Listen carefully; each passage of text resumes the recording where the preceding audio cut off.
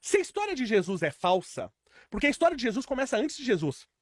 Você teve seu primo que veio antes, né? Você teve o João Batista, Sim. que veio antes, veio precedido para falar da sua vinda. Você teve o anjo que apareceu para sua mãe. Seu pai foi avisado. Então a história começa antes de Jesus nascer. A história continua enquanto ele tá vivo, com a família de Jesus, com os seguidores de Jesus, e ela continua depois de ele morto, com o corpo dele desaparecendo e tudo. Não é a história de um único homem. Eu não tenho religião, não tenho religião. E por causa desse meu lado engenheiro, eu tenho uma dificuldade absurda de ter a certeza que Deus existe. É a coisa que eu mais queria na minha vida, ter essa certeza. Não consigo, mas eu tenho uma certeza. Se Deus existe, é o Deus cristão. Isso eu tenho certeza. E parece absurdo, mas não é. É até muito fácil chegar a essa conclusão. Porque eu, por gostar de história, eu já estudei várias religiões. Então, as religiões, principalmente as religiões pré-cristãs, se você pegar a mitologia nórdica, a mitologia egípcia, a mitologia grega, praticamente todas as religiões, tá? Todas elas nasceram, todos os deuses nasceram de lógica abdutiva, tá? Existem basicamente 3 lógicas. Lógica indutiva. Lógica indutiva é quando você sai do particular para o geral. Então, o que é a lógica indutiva? Eu pego um saco de balas e não olho as balas que tem ali naquele saco. Eu boto a mão e tiro uma bala. Sim. Sai uma bala de morango. Eu boto a mão e tiro outra bala. Sai uma bala de morango. Eu boto a mão de novo e tiro outra bala. Sai uma bala de morango. Logo, eu concluo. Todas as balas são de morango. Não necessariamente são. Verdade. Não necessariamente são. Então, a lógica indutiva é a lógica da probabilidade. Ela nunca vai te dar certeza. Ela pode dar uma probabilidade de 99,99%. Nunca vai dar certeza. Mas é uma lógica da probabilidade. Existe a lógica dedutiva. A lógica dedutiva é que eu chamo de lógica algébrica. É a lógica da certeza. Então, se A é igual a 2 e B é igual a 3, e C é igual a A mais B, logo C é igual a 5, não tem como. Se outras informações estão corretas e eu tenho um bom uso da lógica, inexoravelmente eu chegarei na verdade. Isso é a lógica dedutiva, é a lógica do Sherlock Holmes, é a lógica da verdade. A lógica abdutiva é a lógica da criatividade, é a lógica da lacuna. Então, caiu um raio. Mas por que caiu um raio? Ah, porque tem um deus lá em cima que joga um raio. Então você cria uma história. Se faz ciência assim, por incrível que pareça. Tá? Claro que eu falei um absurdo aqui, mas a gente vê fenômenos e bola hipóteses. E depois eu testo a hipótese. A lógica abdutiva também é usada na ciência.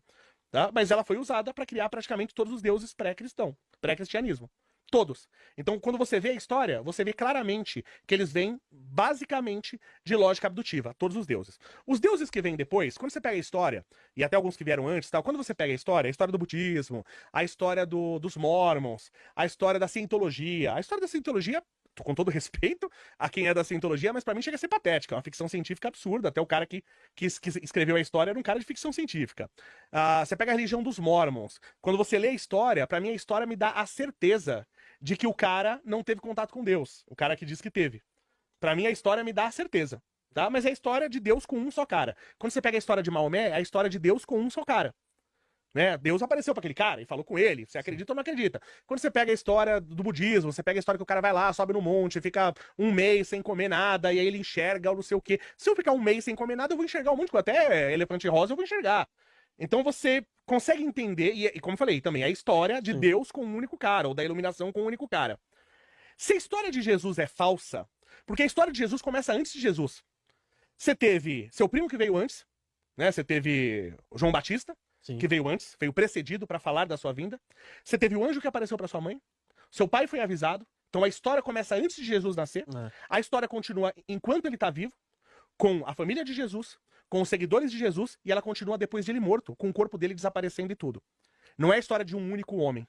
Se essa história toda é falsa, e concorde que os romanos estão envolvidos na história, eles registraram as histórias, os soldados estavam na frente do túmulo de Jesus, guardando pro corpo dele estar ali. Então, se essa história é falsa, essa famíliazinha pobre de Nazaré conseguiu fazer a maior conspiração da história do mundo. São as pessoas mais capazes do mundo. A família de Jesus e os seus amigos, as pessoas em volta, são as pessoas mais capazes e competentes da história do mundo. Se eles conseguiram fazer toda essa farsa e toda essa história que durou décadas pra virar o que a gente conhece. Não foi assim, eu tava passando ali e Deus falou comigo. Não foi assim. É uma história de décadas, de antes do cara nascer e depois de ele nascer. Quem foi o gênio que fez essa conspiração? Sumiu, porque qualquer coisa podia dar errado. Porque a pedra fundamental do cristianismo é Jesus ascender ao céu. E não deixou seu corpo, não deixou nada. Então, se alguém morrer, se um romano achasse o corpo dele, acabou a história de Cristo. Os caras trabalharam décadas pra no final não dar certo. Verdade. Então é a família conspiracionista mais inteligente do mundo, a família de Jesus. Por isso que a única certeza que eu tenho é que se Deus existe, é o Deus cristão.